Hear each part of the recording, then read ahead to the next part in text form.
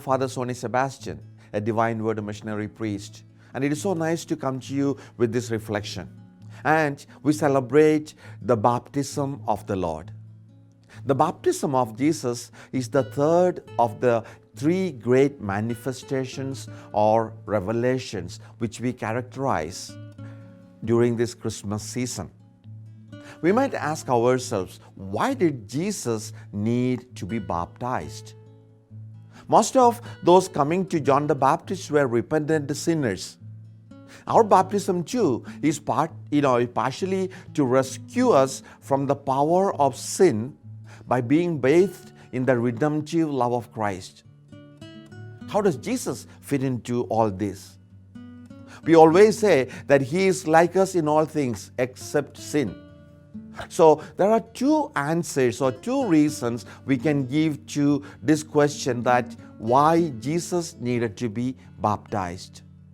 Number one, by being baptized in the river Jordan with all those self-proclaimed sinners, Jesus shows His total solidarity with us.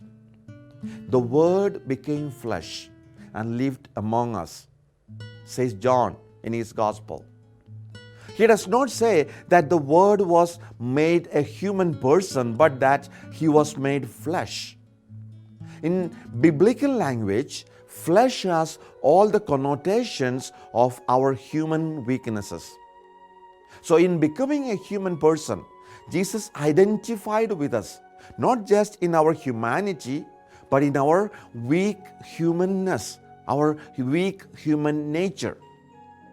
Jesus had the same feelings and reactions that we have. Only He never did sin or do anything wrong. So this solidarity was indicated by the criticism of the Pharisees that Jesus spent so much time eating and drinking with sinners and outcasts. And now secondly, something different is happening here, beyond an ordinary baptism. Luke says significantly that Jesus was at prayer when His baptism took place.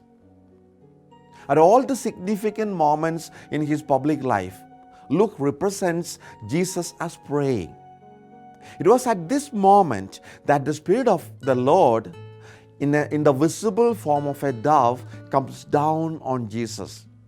A voice clearly, that of the Father, says, "You are my Son, my beloved. My favor rests upon you." It is clearly a form of missioning for Jesus. We could all, say that this is the Pentecost experience for Jesus. It's a clear endorsement from His Father for the work that Jesus is about to begin. So through His baptism, Jesus is being officially commissioned to begin His public work of teaching, healing, and bringing the message of love. Today is also an opportunity for all of us to reflect on our own baptism. It is not something which happened long time ago and which made us Catholics or Christians. It is not just a ceremony lasting a few minutes which produces some kind of magical effects. It is the beginning of a lifelong journey.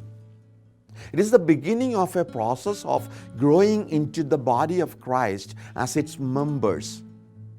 Our baptism is essentially a community experience.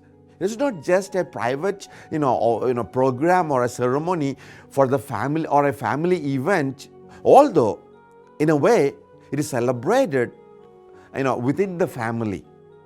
It involves active participation in the life of the church.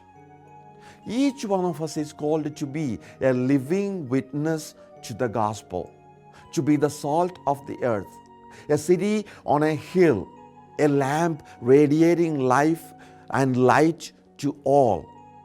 Our baptism is a never-ending call to follow in the footsteps of Jesus. So let's today renew our faith in our commitment to follow Christ. Let's reaffirm our readiness to carry His work.